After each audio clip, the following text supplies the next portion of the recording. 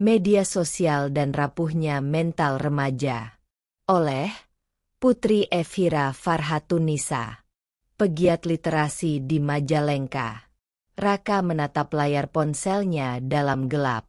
Usianya baru 16 tahun, tapi dadanya terasa sesak seperti memikul beban orang dewasa. Komentar demi komentar muncul, ejekan, sindiran, perbandingan hidup orang lain yang tampak jauh lebih bahagia. Ia menggulir layar tanpa tujuan, berharap menemukan sesuatu yang bisa membuatnya merasa cukup. Namun yang datang justru rasa hampa. Di rumah, tak ada yang ia ceritakan. Ayah pulang larut, ibu sibuk dengan pekerjaannya. Di sekolah, ia biasa saja. Di media sosial, ia ingin diakui, namun malah merasa semakin tak berharga. Malam itu, Raka menutup ponselnya, tapi pikirannya tak ikut berhenti. Ia merasa sendirian, gagal, dan bingung harus kemana. Raka bukan satu-satunya. Banyak remaja hari ini hidup di dunia yang riuh namun sepi.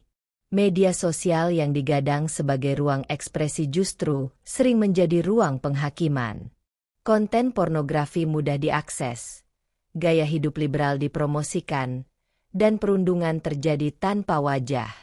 Tekanan mental menumpuk pelan-pelan, hingga akhirnya menjelma menjadi kecemasan, depresi, bahkan keputusasaan ekstrim. Merespons kondisi ini, pemerintah menerbitkan Peraturan Pemerintah Nomor 17 Tahun 2025 tentang tata kelola penyelenggaraan sistem elektronik dalam perlindungan anak, PP Tunas. Aturan ini membatasi usia dan jenis platform yang boleh diakses anak dan remaja. Tujuannya jelas, perlindungan. Namun di lapangan, banyak orang tua kebingungan. Platform mana yang aman? Konten mana yang benar-benar edukatif? Masa penyesuaian 2 tahun terasa terlalu lama, sementara kondisi mental remaja terus berada di titik rawan. cnbcindonesia.com, 22 November 2025. Namun, apakah media sosial benar-benar akar dari semua persoalan ini? Jika ditelisik lebih dalam, media sosial sejatinya hanya memperbesar kondisi yang sudah ada. Ia bukan sumber utama kerusakan, melainkan pemicu yang mempercepat luka. Akar persoalannya jauh lebih dalam dan sistemik. Remaja hari ini tumbuh dalam sistem yang mengukur kebahagiaan dari materi, pencapaian, dan pengakuan. Mereka diajarkan untuk bersaing, bukan memahami makna hidup. Ketika gagal memenuhi standar itu, mereka merasa tidak berguna.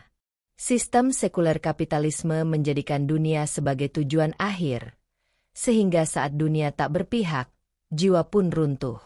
Media sosial kemudian hadir sebagai ruang pelarian. Sayangnya, ia dirancang agar membuat candu. Algoritma tak peduli pada kesehatan mental. Yang penting adalah waktu tonton. Konten asing yang bertentangan dengan nilai Islam masuk tanpa saringan. Perlahan, iman melemah. Yang dulu dianggap salah terasa biasa, yang haram terasa wajar. Kondisi ini semakin parah ketika keluarga tak lagi menjadi tempat pulang yang hangat. Orang tua lelah oleh tuntutan ekonomi. Anak kehilangan ruang berbagi dan teladan. Sekolah pun seringkali fokus pada akademik, tetapi abai membentuk karakter dan ketangguhan jiwa. Maka, remaja seperti Raka mencari makna hidup di tempat yang salah, di layar ponsel. Yang paling mengkhawatirkan, banyak remaja tidak memiliki bekal agama yang cukup. Mereka tidak tahu bagaimana bersandar kepada Allah saat kecewa, bagaimana memaknai ujian, atau bagaimana tetap tegar ketika hidup tak sesuai harapan.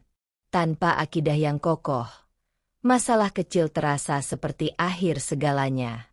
Karena itu, membatasi media sosial saja tidak akan cukup. Solusi parsial ibarat menutup luka tanpa mengobati infeksinya. Media sosial hanyalah alat, pisau bermata dua. Ia bisa melukai, tapi juga bisa memberi manfaat.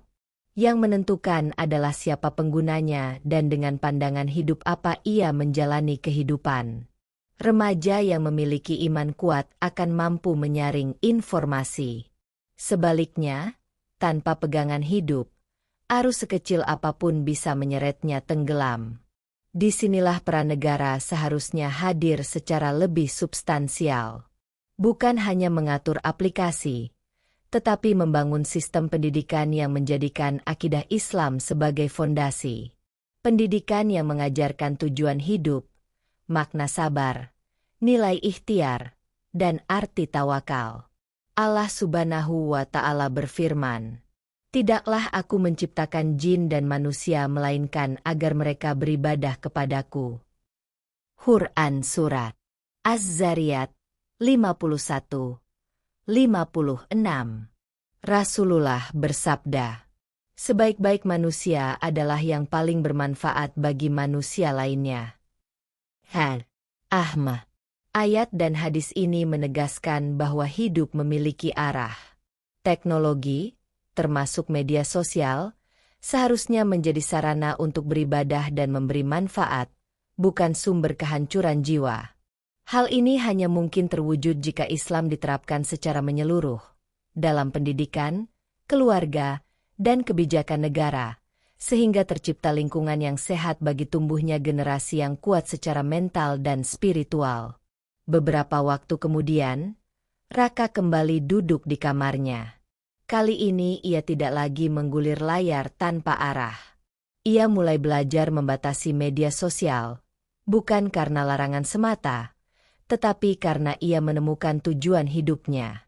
Dari kajian remaja yang ia ikuti, ia belajar bahwa hidup bukan tentang dibandingkan, melainkan tentang ketaatan.